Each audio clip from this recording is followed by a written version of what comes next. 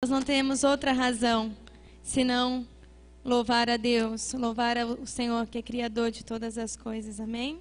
Vamos declarar isso.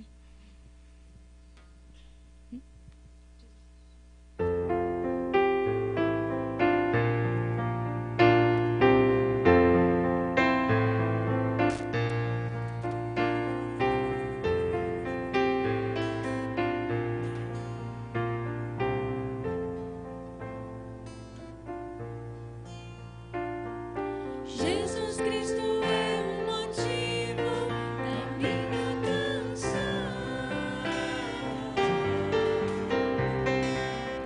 Outra razão não tenho para cantar.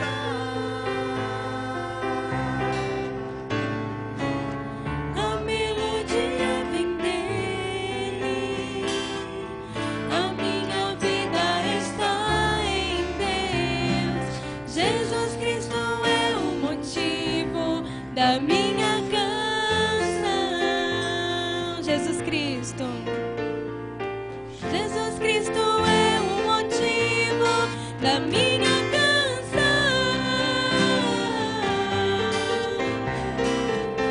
Outra razão eu não tenho para cantar.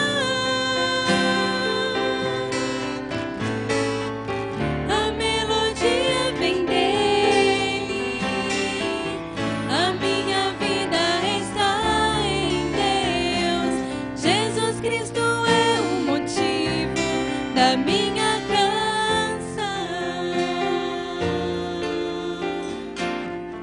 Muitas razões para viver, muitas razões para morrer, muitas razões para dar amor. Nem sempre se sabe os porquês, a vida passa com rapidez.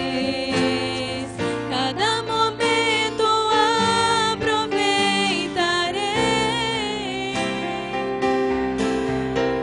para dar minhas canções, oferecer minhas orações, entregar minha vida inteira a quem tudo me dá. Jesus Cristo é o motivo. Jesus Cristo é o motivo da minha canção. Não temos outra razão para viver. Outra razão eu não tenho para cantar. A melodia vem dele, a minha vida está em Deus. Jesus Cristo é o motivo da minha canção. Jesus Cristo é o motivo da minha canção. Jesus Cristo é o motivo da minha canção. Gostaria de convidar os irmãos a fecharem os seus olhos e pensarem um pouco aí naquilo que tem trazido razões para desistir, razões para morrer, razões para não dar amor, assim como disse nessa canção. Pense em tudo aquilo que tem te incomodado. Muitas vezes a vontade de desistir de algo, de Deus, de tudo.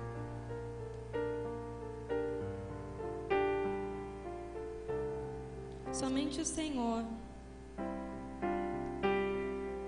é grande para fazer infinitamente mais nas nossas vidas. Amém. E diante dessa nossa reflexão, eu gostaria de ler em 2 Coríntios, capítulo 12.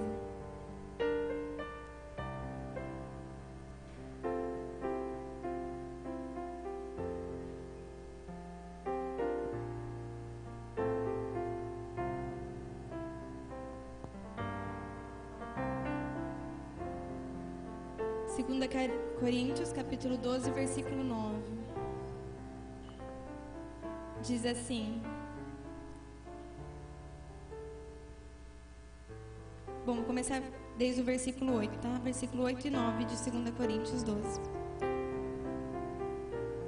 Acerca do qual 3 vezes orei ao Senhor, para que se desviasse de mim.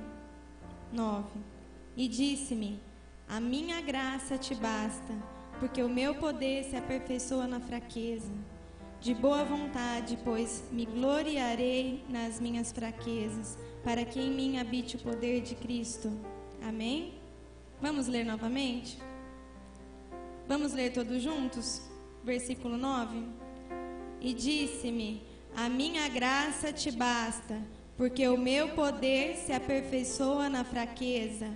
De boa vontade, pois me gloriarei nas minhas fraquezas, para que em mim habite o poder de Cristo. Amém? Vamos repetir? Vamos repetir. O Senhor me basta. Vamos lá? 1, 2, 3. O Senhor me basta. Mais uma vez. O Senhor me basta. Então, diante de qualquer problema, de qualquer desafio, de qualquer tempestade, o Senhor nos basta. Amém? Ele é conosco e Ele é fiel. Amém? Vamos louvar o Senhor com essa próxima canção, que diz que pela graça do Senhor nós fomos salvos. Amém? Não há nada além do Senhor nas nossas vidas. Nada deve estar além do Senhor, nada deve estar à frente, mas o Senhor governando as nossas vidas.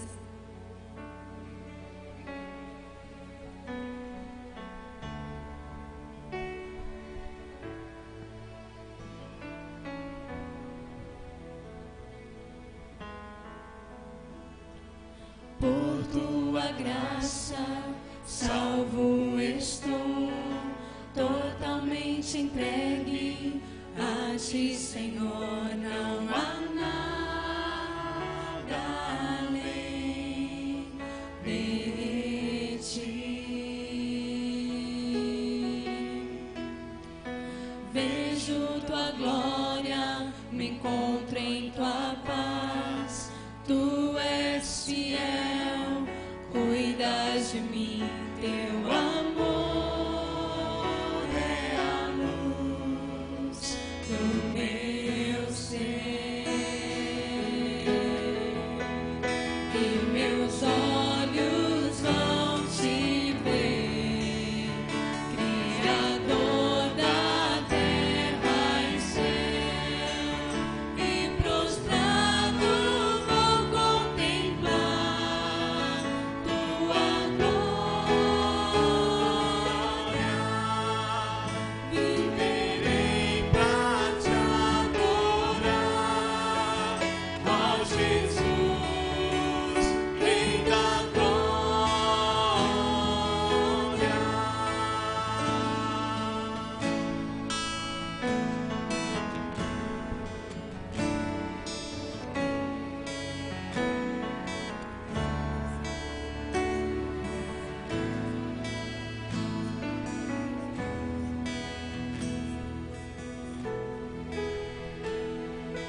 Por tua graça, salvo estou, totalmente entregue a ti, Senhor. Não há nada além de ti.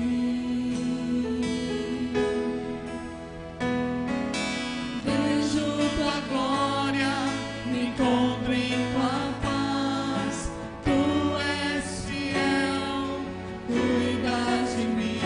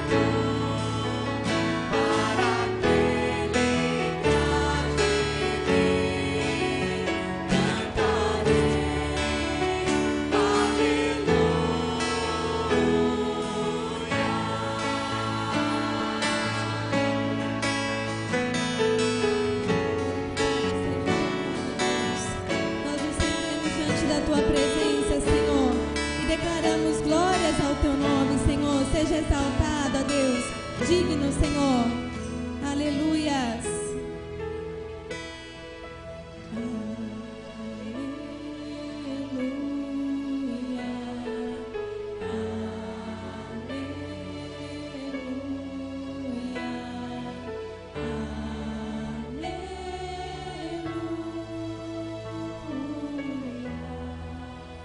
Exalte o Senhor.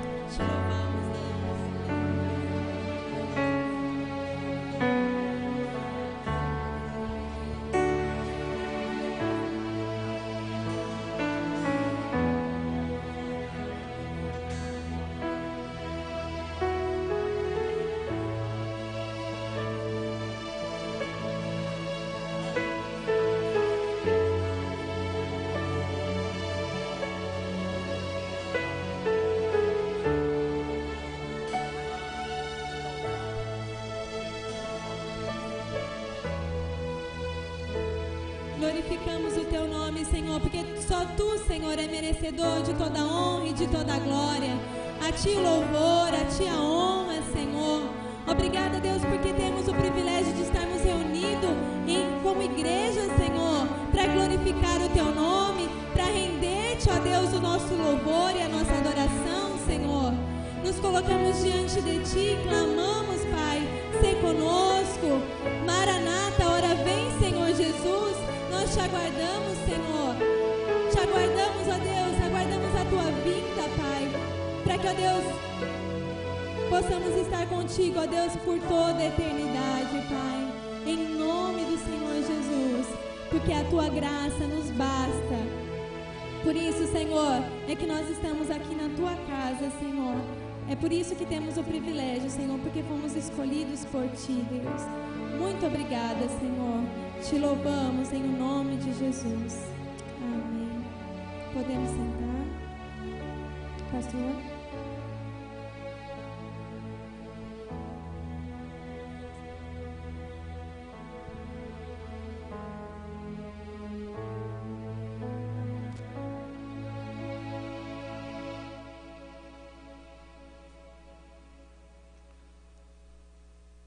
Eu gostaria de estar lendo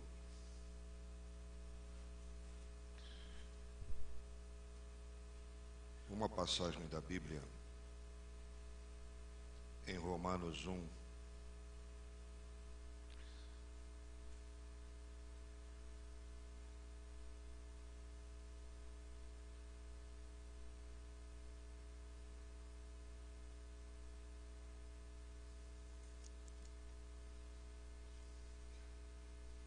Separei aqui o texto e agora me perdi.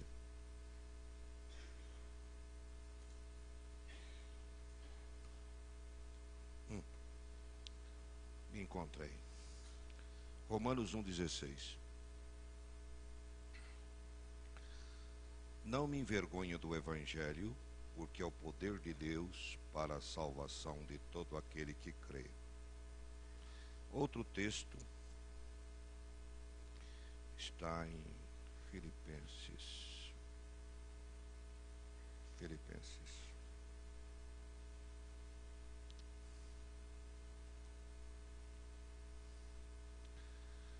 4:11 em diante. Não estou dizendo isso porque esteja necessitado, pois aprendi a adaptar-me a toda e qualquer circunstância. Sei o que é passar necessidade, sei o que é ter fartura. Aprendi o segredo de viver contente em toda e qualquer situação. Seja bem alimentado, seja com fome, tendo muito ou passando necessidade.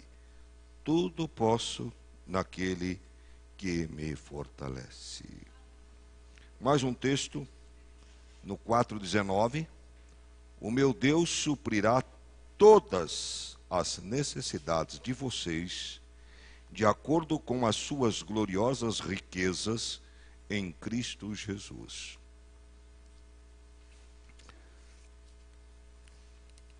Pai amado, nas tuas mãos eu me entrego para este momento, na confiança que tu diriges a minha vida, meus pensamentos, e na confiança de que tua palavra, espada do Espírito, irá penetrar nos corações. Em nome de Jesus. Amém. Irmãos, é uma palestra que nós vamos estar dando hoje, ministrando hoje.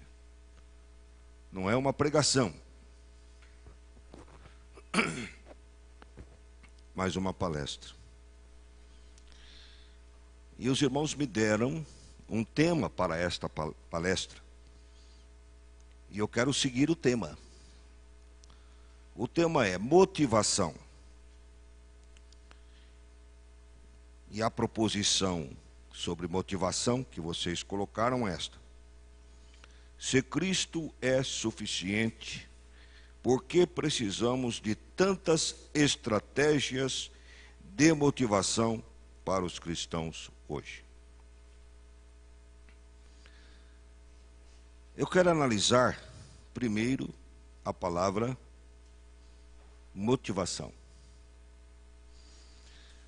A motivação, ela é tanto estudada na área da psicologia como da pedagogia. E é difícil a gente encontrar uma definição para a palavra motivação. Mas eu queria passar para vocês uma proposição simples. Não é um conceito, não é uma definição, mas uma proposição simples sobre motivação. A motivação é a intenção. A intenção que vai gerar o interesse, e o interesse vai prosseguir numa ação. Então isso é uma proposição que eu estou apresentando para os irmãos, para nós estarmos falando sobre motivação. É a intenção que gera um interesse e depois gera uma ação. É importante a gente analisar isto, porque, embora a palestra também seja dirigida a adultos, né, mas também enfoca bastante o jovem. Então eu quero pegar uma situação bem simples. O que está escondido no interesse de um jovem por uma menina? O que está escondido? Qual a intenção? Por isso que tanto meninos como meninas, jovens, do sexo masculino ou do sexo feminino, precisam ter discernimento para saber a intenção que está escondida no interesse de um menino por uma menina. Ou a intenção que está escondida no interesse que está buscando uma ação. Então vamos supor que um menino se interessa por uma menina e começa a paquerar essa menina. Qual a intenção atrás desse interesse? Uma vez eu fiquei assim, eu sempre fui um menino meio inocente. Eu fui filho único. Então, eu não entendia muito, eu não era muito malicioso. Aliás, eu não era nada malicioso, não tinha malícia. E a primeira vez que eu me surpreendi foi quando... Eu posso falar os personagens porque vocês não conhecem. A Vilma vai conhecer, vai se lembrar, mas vocês não conhecem. Nós somos já de outro tempo, né? Vocês estão chegando agora. Foi quando a Maria José teve um probleminha ali na mocidade. Ela era uma moça e ela era até uma moça um pouco mais velha do que eu, do que a Vilma.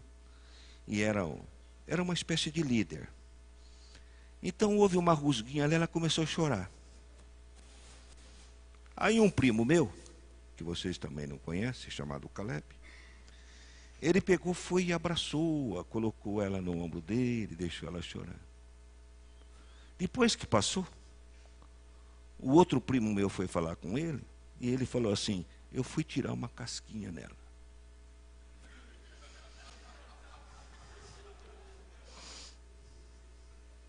Cuidado com os consolos, então, né? Não chore no ombro de qualquer menino, não, né? Tá. Ela chorando, ele estava ali pronto para consolá-la.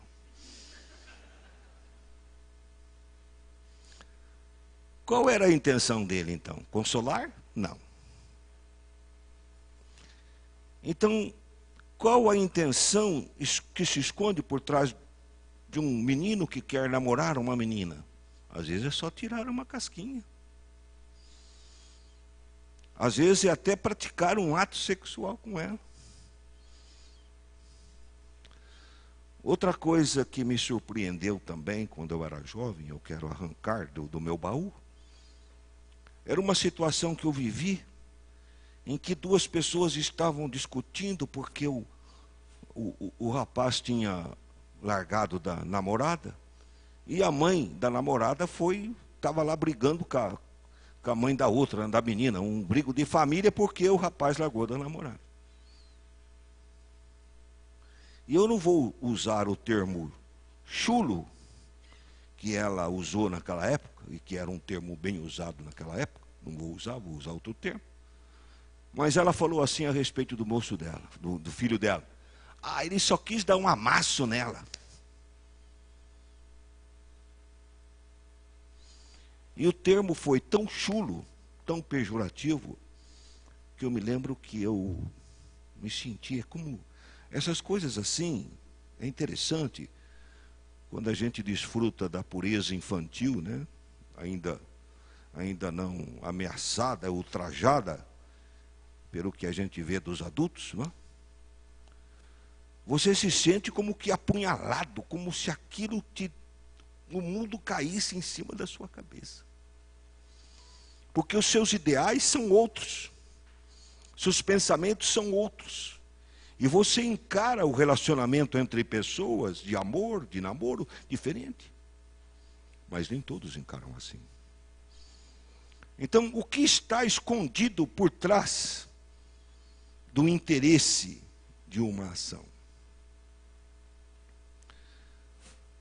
Agora, nós podemos falar que existe uma motivação chamada motivação extrínseca. Esse é o nome técnico mesmo usado pela psicologia. Uma motivação extrínseca, que é aquela motivação que vem do exterior, por algo que é exterior a você, que te provoca um interesse, que te leva a uma ação. Chama-se motivação extrínseca. Nós podemos dar como exemplo de motivação extrínseca a questão do jovem ou do homem que busca um trabalho. Ele quer trabalhar. Qual a motivação dele? É o salário. Então, ele quer trabalhar para ter o ganho dele. E justamente a ação de quem trabalha com pessoas e se relaciona, de quem é um patrão, de quem é um empresário, trabalhar esta pessoa, cuja motivação é extrínseca, é o salário, para trazê-lo para uma motivação que se aproxime. É quase utópico isso. Mas ele tem que trabalhar para que essa pessoa que trabalha tenha uma motivação intrínseca. A motivação intrínseca pura é aquela que vai trabalhar e não está pensando no salário. Isso é difícil. Mas se pelo menos se conseguir trazer ele mais para perto, quer dizer, ele vai trabalhar, mas ele não vai querer só o salário, ele vai querer algo mais. Então isso é uma motivação, chamando ele para uma motivação mais intrínseca. Vejam como isso é interessante na área da igreja. E eu quero contar-lhes também uma história. E é uma história que também eu ouvi. E talvez vocês já tenham ouvido eu contá-la aqui. Uma menina chegou para o pastor e falou assim: pastor, eu quero cantar lá na frente, viu, pastor? Eu quero cantar um hino. Tá bom. Aí o pastor fez o culto, fez o apelo, ele esqueceu da menina.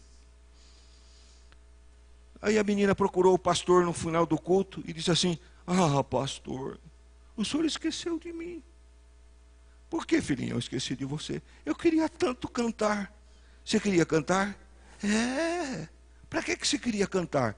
Ah, eu queria cantar para Deus. Tá bom, então vem cá. Eu vou sentar aqui, né?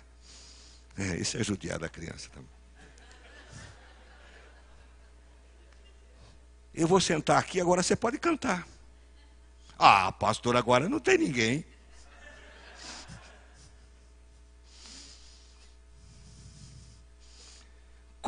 O que estava escondido por trás da intenção daquela criança? Não era realmente glorificar a Deus, mesmo porque a mentalidade dela não chegava a isso, não é? Mas com nós adultos isso acontece muito. Então, por que muitas vezes uma pessoa quer cantar, ou quer pregar, ou até mesmo dar um testemunho? Um testemunho. Por quê? Por que quer tocar um instrumento? Há uma motivação extrínseca nesta ação, ou há uma motivação intrínseca?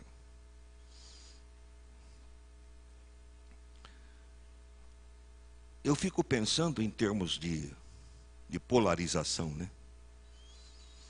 Eu não adoto mais posições politizadoras. Quer dizer, ou é branco ou é preto. No que se refere a isso, no que se refere ao ser humano, é muito difícil você dizer que um ser humano em qualquer área tem uma motivação genuinamente intrínseca. Geralmente a nossa motivação, eu não posso dizer que hoje não, graças a Deus, ao longo do tempo eu fui me purificando e fui me libertando, e Deus também me colocou me fez eu passar por uma humilhação muito grande para me libertar. Mas a minha motivação, quando eu comecei a pregar, era claro, era aparecer, era ser cidadão.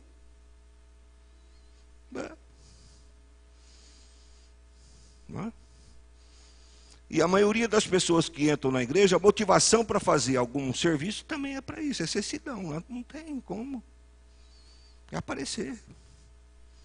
Porque a pessoa adquire um cargo, adquire uma posição, ela tem uma projeção, ela tem uma aceitação, ela é notado, ela é elogiada. Mas é evidente que todos nós, que temos por estímulo algo exterior a nós, o estímulo nosso, né? A psicologia comportamental, estímulo e resposta, não é?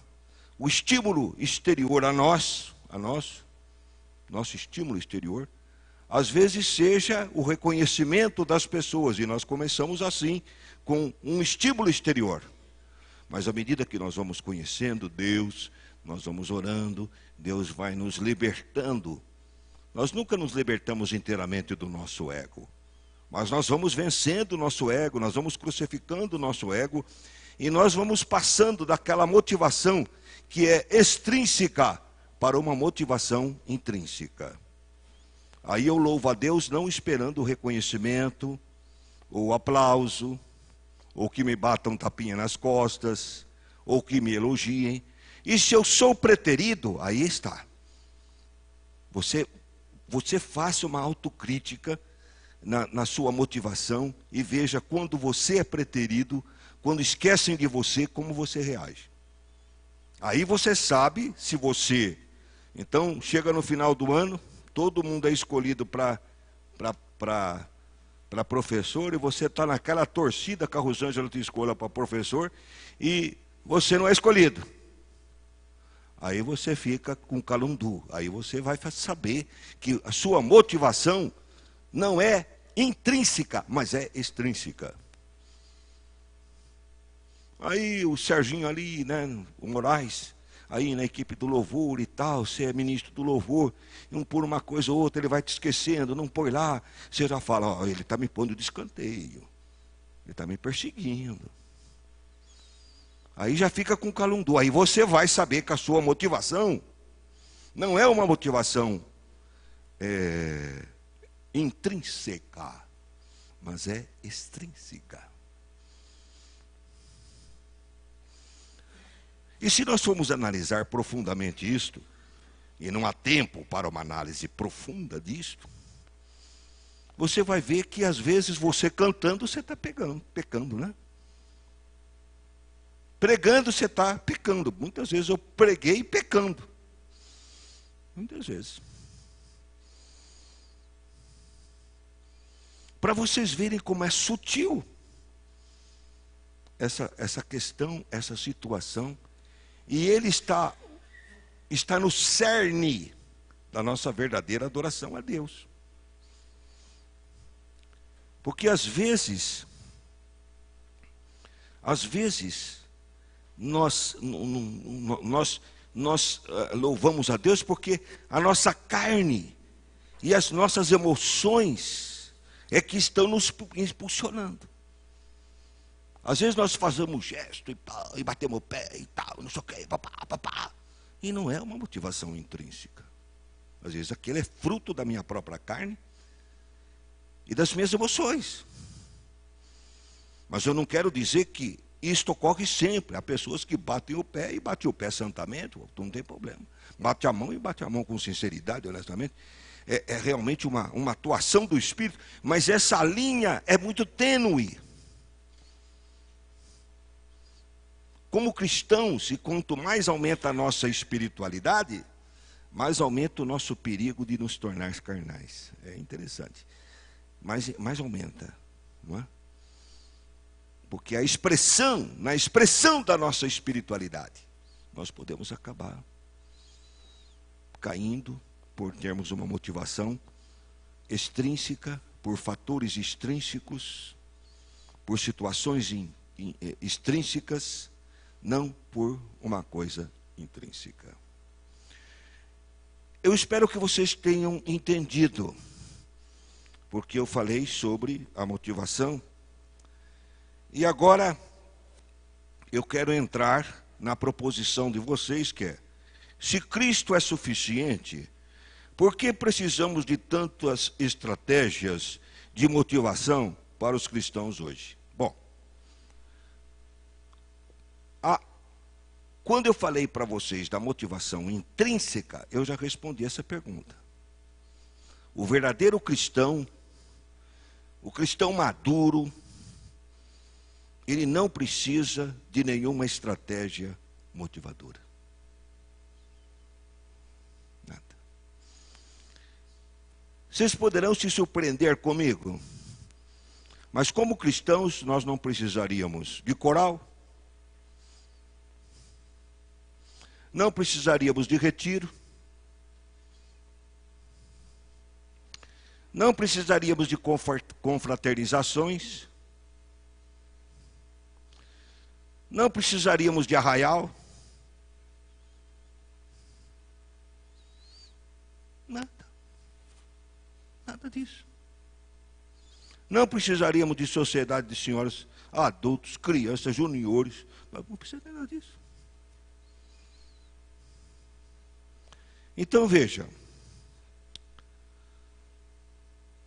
por que então nós temos esta situação dentro da igreja,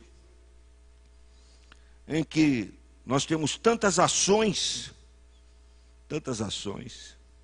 dentro da igreja, para motivar, para atrair as pessoas, para manter as pessoas unidas? Por quê?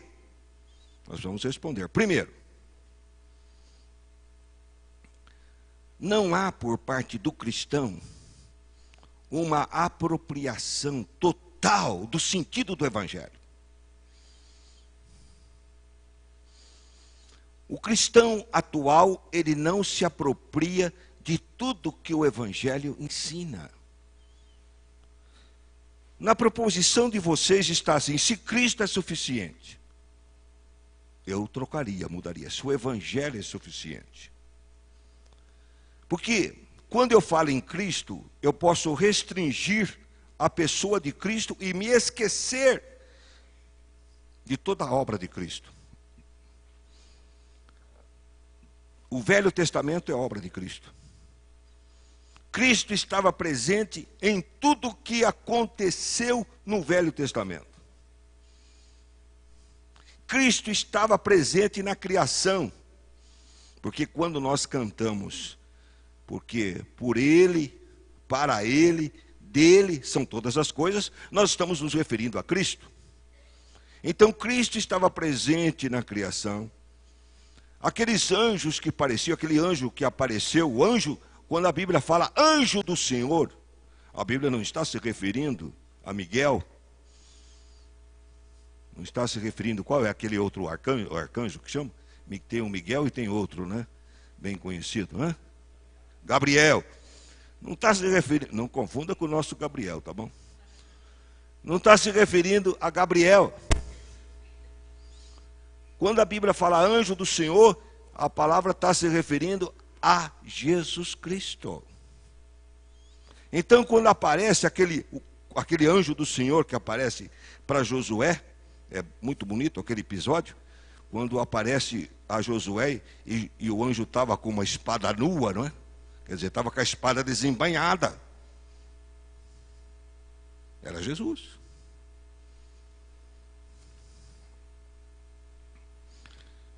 O quarto homem da fornalha, nós lançamos 3, mas há 4.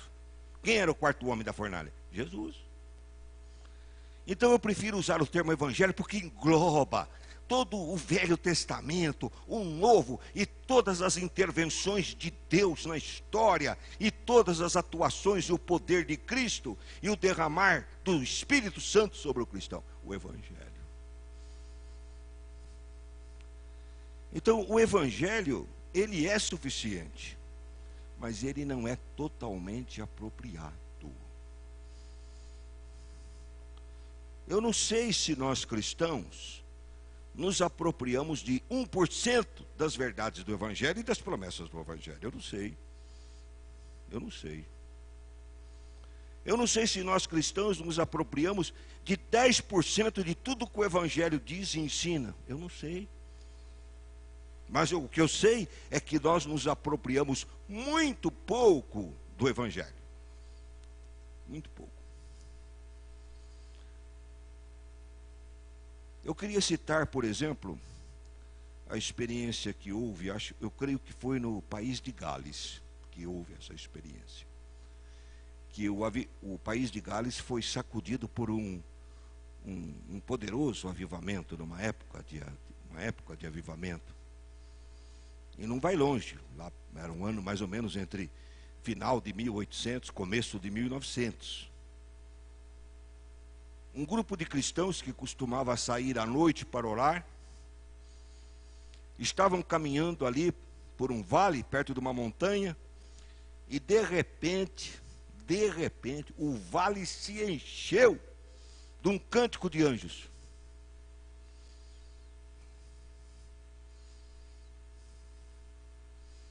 Nós temos todas essas estratégias, mas nós não temos cânticos de anjos. Em algumas reuniões de avivamento, ainda na nossa época, depois da nossa... eu não vivenciei isso, mas outros vivenciaram cânticos de anjos nas reuniões de oração. O que Deus pode fazer com a igreja? Se a igreja se apropriar mais do evangelho, é algo espetacular. Algo espetacular.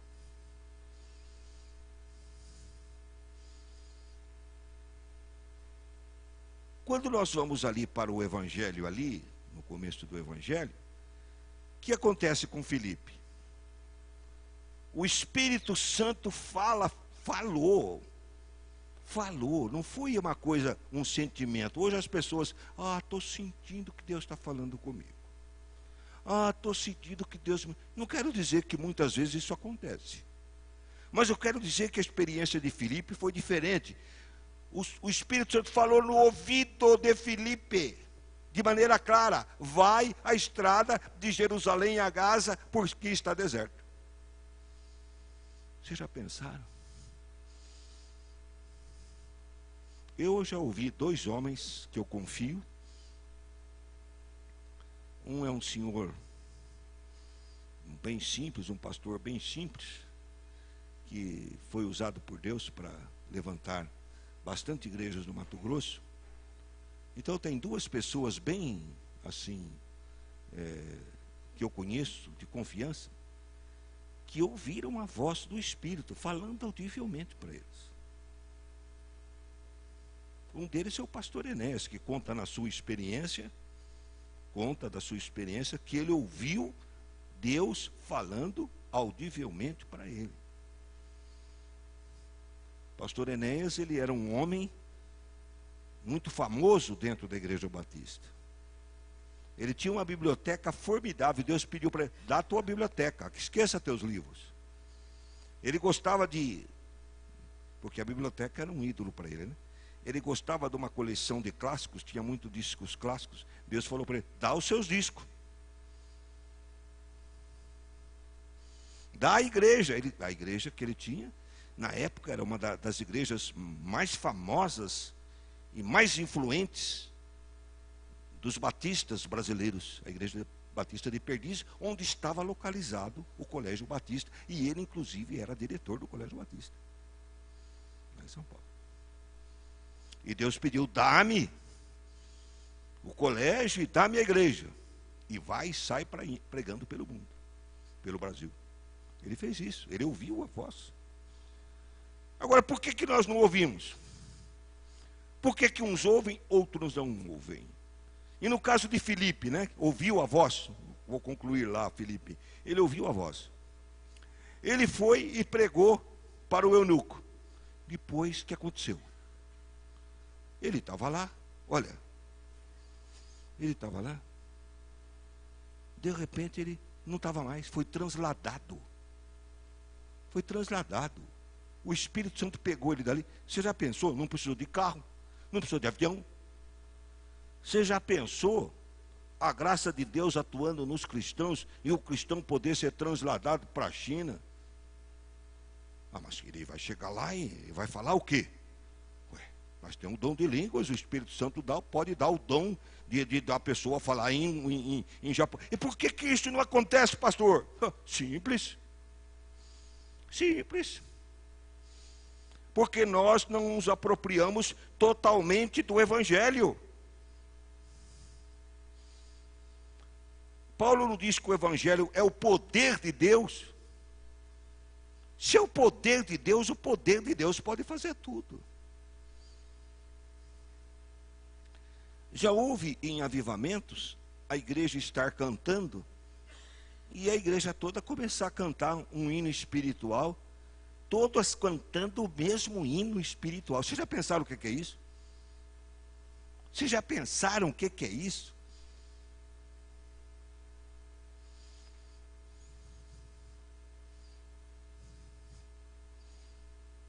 Já houve dentro da igreja a palavra profética que livrou o povo de perseguição.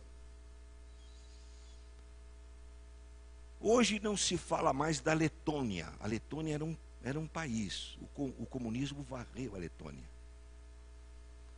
Mas os letônios eram muito crentes e houve um avivamento na Letônia.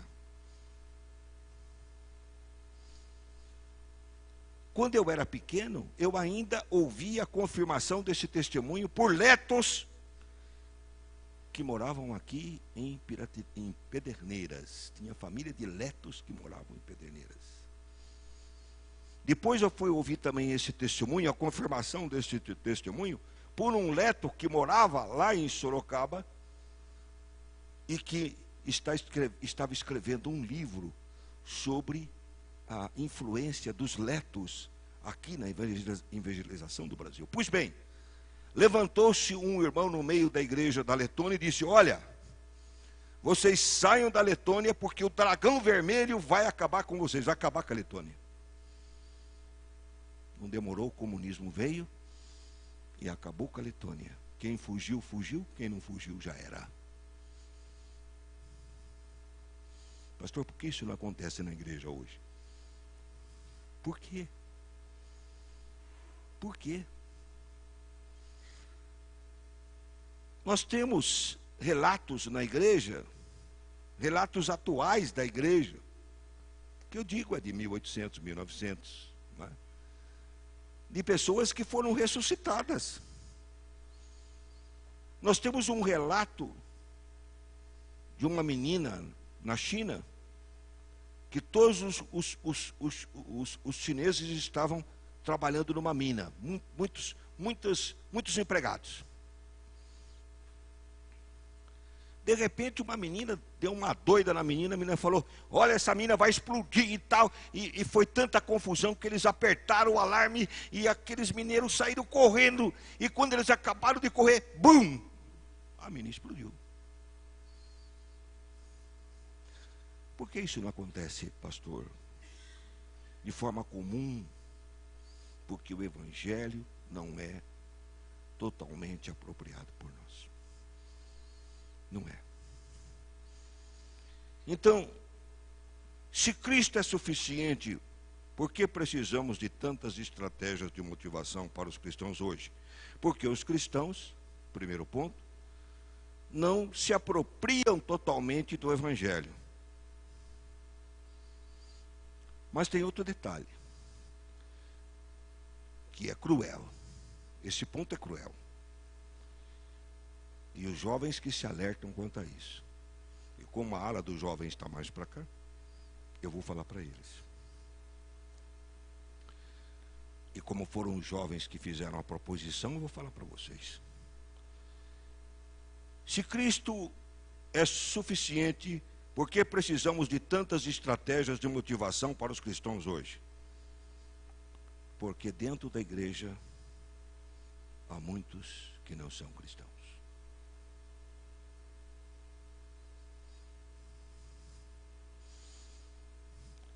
as estratégias de motivação da igreja, por exemplo, um retiro. É porque nós temos dentro da igreja muitos que não são cristãos. Nós não sabemos quem é, quem não é. E muitos de nós dão um testemunho negativo. Negativo. Muitos estão sendo influenciados pelas ondas mundanas, as ondas de homossexualismo, lesbianismo que estão imperando no mundo. Não são cristãos.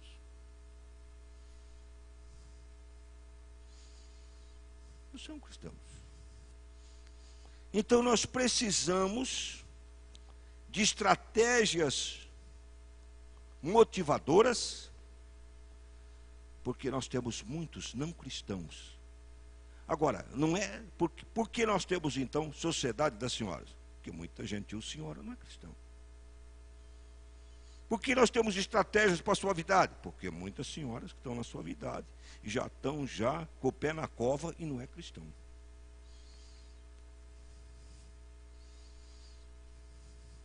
Infelizmente, esta é a realidade dentro da igreja hoje. Nós temos uma igreja onde que nós temos muitos cristãos que são nominais, não são de coração, que muitas vezes estão presentes na igreja,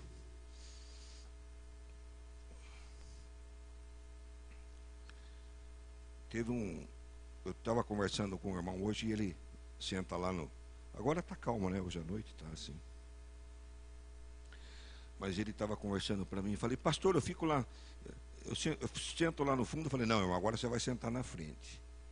Eu fico lá no fundo, vejo esse pessoal sair, pá, e sai, e entra, e não sei o quê.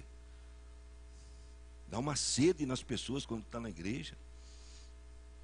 A bexiga fica cheia quando está na igreja, só quando está na igreja. A bexiga fica cheia, dá sede, dá sono. Não é? Acontece de tudo dentro da igreja. E pessoa sai, pessoa entra, toda hora vai beber água. Né? Então o que acontece? Estão de corpo presente, mas não estão totalmente ali ligados. Antigamente,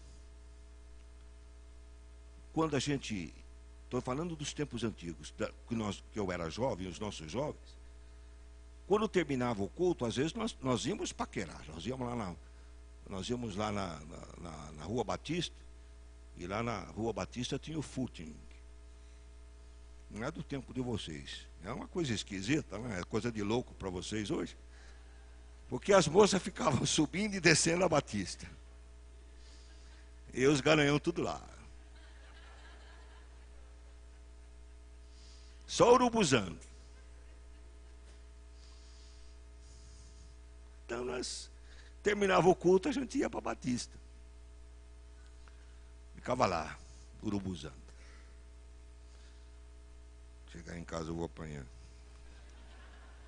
O que eu vou fazer? Tenho que confessar que também fui um urubu.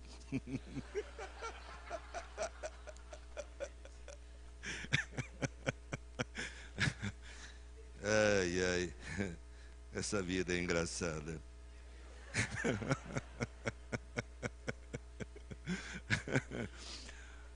Então, irmãos, a gente ia. Mas lá, entre os jovens, nós comentávamos tudo o que o pastor pregou. Oh, o pastor falou isso, olha como é que tá, olha que mensagem. Mas foi assim, foi assado, foi assim. Sabe, mas a gente não vê mais isso, ninguém. O pastor pregou no domingo, ninguém quer saber de nada na segunda-feira, ninguém quer saber o que o pastor pregou, nem quer saber a última coisa que está lá no Facebook, mas quer saber o que o pastor pregou, não quer saber nada. Então, dentro da igreja hoje, nós temos uma população muito grande de não cristãos. E no caso dos nossos jovens, então, quantos jovens que vêm de fora para o retiro? Eu fico olhando lá, fico vendo. Quantos jovens que vêm? Você não sabe se eles são convertidos, de onde vêm, o que aprenderam, o que foi ensinado para eles. Não é? Você não sabe. Bom, vamos para outra parte agora. Se Cristo é suficiente, por que precisamos de tantas estratégias de motivação para os cristãos hoje? Porque os que não são cristãos e estão fora da igreja podem ser atraídos por esta estratégia. Entenderam? Então você tem um retiro, e eu chamo a atenção para os organizadores do retiro, tem igual a temporada agora temporada de férias, nós estamos ainda nesse clima de temporada, né? Nós tivemos o retiro da temporada.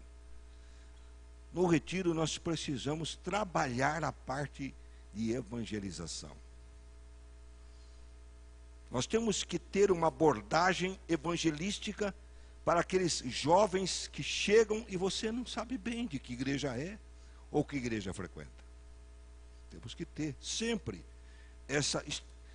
Eu fico admirado às vezes com certos pastores que me surpreendem, porque nós temos, eu já presenciei isso em congressos da CEPAL e em congressos da Fiel. Os congressos da CEPAL e da Fiel reúnem às vezes 1.500 pastores, 2.000 pastores. Já chegamos a ver quase 3.000 pastores reunidos. Aí o pastor vai subir para pregar a mensagem. Aí o pastor surpreende. Sabe o que ele faz? Ele prega uma mensagem de evangelismo, de salvação para os pastores. E é importante isso. Isso é importante. Porque ali no meio de 3.000 pastores, não sei se tem 100 salvos, 200, 100, 1.000. Não posso dizer que os 3.000 estão salvos. Então, dentro de um retiro, nós temos que ter o cuidado de ter uma abordagem também evangelística para os que vêm. E ter uma abordagem de reforço para os jovens que já estão na igreja. Tem que ter, em certo momento, aquele confronto. Escuta, mas você está salvo mesmo? Você produz frutos dignos de salvação? Você apresenta características de um cristão? E que tal também passar para uma pergunta? E aí? Essa daí todo mundo vai ficar reprovado. Você já foi cheio do Espírito Santo? Você já foi batizado com o Espírito Santo? Porque sabe, jovem, eu me converti cedo. E quando eu entrei para a igreja, eu já fui logo trabalhando, já fui presidente dos adolescentes, depois fui presidente da mocidade. Mas o que fez diferença foi quando eu fui cheio do Espírito Santo. Aquilo fez diferença na minha vida. E até hoje faz diferença. É como se você realmente... não adianta. Você tem Cristo, você é salvo, amém, aleluia, tudo bem. Mas você entra na vida espiritual realmente, na vida espiritual, estou dizendo. Você começa a perceber que você é um ser espiritual. Quando você é cheio do Espírito Santo. Aí você percebe que você é um ser espiritual.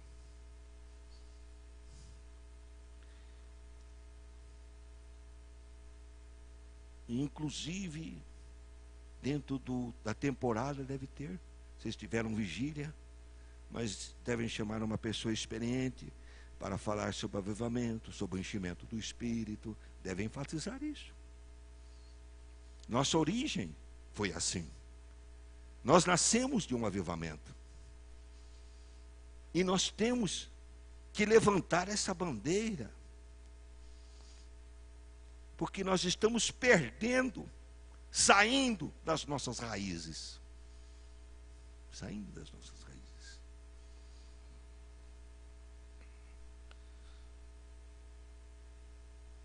Então, nós podemos... Eu fiz um contraponto das estratégias, né? Contraponto quer dizer, eu fiz uma negação das estratégias. Eu praticamente falei que as estratégias não são necessárias para o verdadeiro cristão. Mas agora nós precisamos falar do porquê delas. E eu já deixei alguma coisa assim para vocês do porquê da estratégia. Porquê da estratégia? Primeiro, porque pode ser nós podemos usar isso para a salvação das pessoas. Quando as senhoras fazem um evento, elas têm que se preocupar com aquelas senhoras que vêm. Elas fazem um movimento muito lindo. Mas nós temos que ver a prática do que estamos fazendo. Nós temos que ter aquele momento em que as senhoras que têm experiência com Deus conversem com aquelas que não têm, se aproximem daquelas que não são cristãs e tenham pelo menos uma conversa, uma introdução no Evangelho, e vai trabalhando. Você vai viajar, até viajando, vai aquele ônibus lá da suavidade e tal, não sei o quê. E lá, entre vocês, a palavra de Deus diz: exorte-se uns aos outros. Exorte uns aos outros. Consolem uns aos outros. Orem uns pelos outros. Isso tem que ser praticado. Ô, minha irmã, vem cá, eu vou orar por você, viu? Né? Ô, irmão, eu quero deixar esse texto bíblico para você. É uma forma diferenciada de agir. Então você tem a estratégia da suavidade de ir passear, mas você vai aplicar ações evangelizadoras e ações de avivamento junto às pessoas que te rodeiam. Assim brilhe a vossa luz diante dos homens, para que vejam as vossas boas obras e glorifiquem a vosso Pai que está nos céus. Outra questão na defesa da estratégia, já que eu fiz um ataque, agora estou fazendo uma defesa, é que nessas estratégias motivadoras, nós usamos os nossos talentos, os nossos dons. Então, o cristão recebe dons ministeriais e dons espirituais. Dons ministeriais, não vou entrar nesse detalhe aí, né? O tempo está acabando. Mas tem os dons ministeriais e tem os dons espirituais, não é? E os dons espirituais são chamados dons de serviço.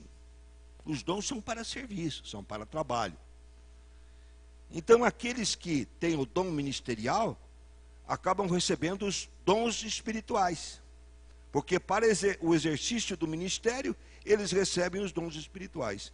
E dentro desse trabalho, vamos supor, das senhoras, aqueles que têm dons ministeriais, trabalhando com senhoras, vão receber dons espirituais, que vão trabalhar com outras senhoras, visando a edificação daquelas senhoras e a salvação daquelas que ainda não são salvas, e o avivamento daqueles que estão frios. O mesmo se aplica a todas as situações. O mesmo. O mesmo.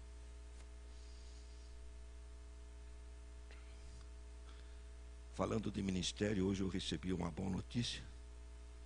Já que eu posso falar, ser o primeiro a falar, né? Vou ser egoísta e ser o primeiro a falar. Nós mandamos um projeto de capelania para... Como é que chama esse? Para o hospital de base, foi aprovado, tá? A nossa capelania vai entrar no hospital de base. Eles olharam o nosso projeto e disseram: é isso que nós estamos precisando. Então nós estamos, nossa capelania que está no Manuel de Abreu, e no Manuel de Abreu a gente trabalha lá, mas é difícil. Nós temos a perspectiva de que no hospital de base nós vamos ter até mais liberdade do que nós temos no Manuel de Abreu, não é? Então, são dons que os irmãos usam para serviço. Os dons são para serviço. Mesmo que sejam dons manuais, dons braçais, mas são usados para serviço. Então, as estratégias que nós usamos são estratégias que devem ser exercícios onde nós vamos desenvolver nossos talentos em nossos ministérios e convocar outros para desenvolverem talentos e ministérios para que o corpo cresça de uma forma harmônica, equilibrada. Bom, queridos, eu espero ter pelo menos arranhado um pouco o tema. Eu espero ter trazido algum esclarecimento para os irmãos. Mas alguém quer ter alguma pergunta? Se eu não souber responder, eu saio correndo. Alguém quer ter alguma pergunta? Graças a Deus, ninguém, então.